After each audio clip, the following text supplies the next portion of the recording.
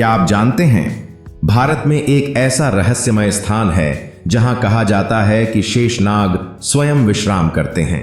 एक द्वार जो हजारों वर्षों से बंद है और अब पहली बार 2025 में उसके खुलने के संकेत मिल रहे हैं।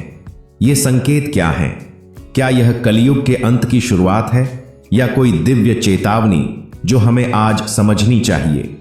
आज की इस गहराई से भरी कहानी में हम सनातन धर्म की एक ऐसी भविष्यवाणी का रहस्य खोलेंगे जिसका संबंध भगवान विष्णु, शेषनाग और काल चक्र से जुड़ा है।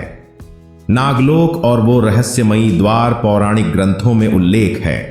पाताल लोक में एक गुप्त स्थान है जहां शेषनाग विश्राम करते हैं और उनके सिरों पर भगवान विष्णु का विशाल स्वरूप निद्रा में है। इस जगह को शेषनाग मंडप कहा गया है और इसे ब्रह्मांडीय ऊर्जा का केंद्र माना जाता है। लेकिन हैरानी की बात यह है, ये कोई कल्पना नहीं। भारत के कुछ प्राचीन मंदिरों और गुफाओं में ऐसे द्वार मौजूद हैं जो आज तक कभी नहीं खुले। जैसे पद्मनाभस्वामी मंदिर, केरल, जहां छठा दरवाजा आज तक वैज्ञानिक और पुजारी दोनों नहीं खोल पाए। 2025 की वैज्ञानिक भविष्यवाणी 2023-24 में नासा और ISRO की एक संयुक्त रिपोर्ट में पृथ्वी की चुंबकीय ऊर्जा, मैग्नेटिक फील्ड में कुछ अजीब उतार चढ़ाव नोट किए गए। लेकिन सनातन शास्त्रों के जानकारों ने कहा, यह वही संकेत है जिसका जिक्र गर्वित संहिता और गरुड़ पुराण में किया गया है। जब पृथ्वी का केंद्र कंपन करने लगे और दिशाएं बदल जाएं, तब वह द्वार जागृत होगा जहां शेषनाग विश्राम करते हैं।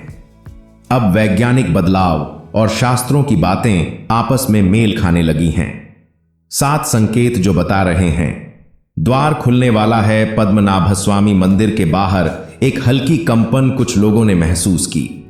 ज्योतिषियों ने भविष्यवाणी की, शनि, राहु और केतु एक साथ गुप्त योग बना रहे हैं। कैलाश पर्वत के पास UAV ड्रोन की सिग्नल्स बार बार फेल हो रही हैं। 11वीं सदी के शिलालेख में उल्लेख, जब 108वीं पीढ़ी पृथ्वी पर जन्म लेगी तब द्वार खुलेगा। मेष राशि में ग्रहण, जो शास्त्रों में नागबंधन मुक्ति का संकेत है। भारत के नागा साधु जिन्होंने अचानक हिमालय में ध्यान शुरू किया है। और सबसे चौंकाने वाला वह सपना जो देश भर के बच्चों को एक जैसा आने लगा।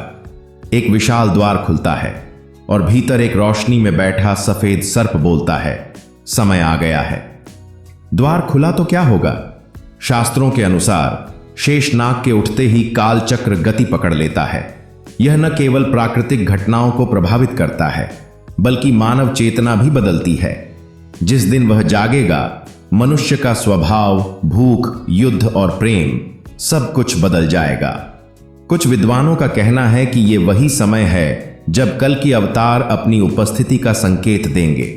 क्या यह कल्कि के आगमन का संकेत है? भगवद पुराण, विष्णु पुराण और कुमार संहिता तीनों ग्रंथों में कहा गया है, जब धरती का ताप असहनीय हो जाए और अधर्म का विष सारे वनों, नदियों और बच्चों तक पहुंच जाए, तब अश्व पर सवार एक दिव्य पुरुष प्रकट होगा। और 2025 में जो घटनाएं घट रही हैं वो इन बातों को सच साबित कर रही हैं।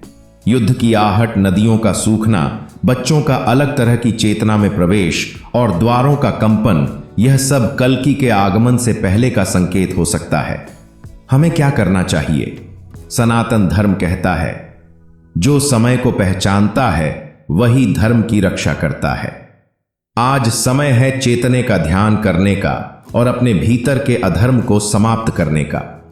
2025 में जो भी घटे, अगर हमारे मन, वचन और कर्म शुद्ध हैं तो शेषनाग का जागरण भी हमें शक्ति देगा, भय नहीं।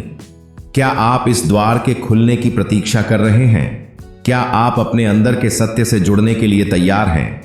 और इस दिव्य जानकारी को अपने हर मित्र तक पहुंचाइए।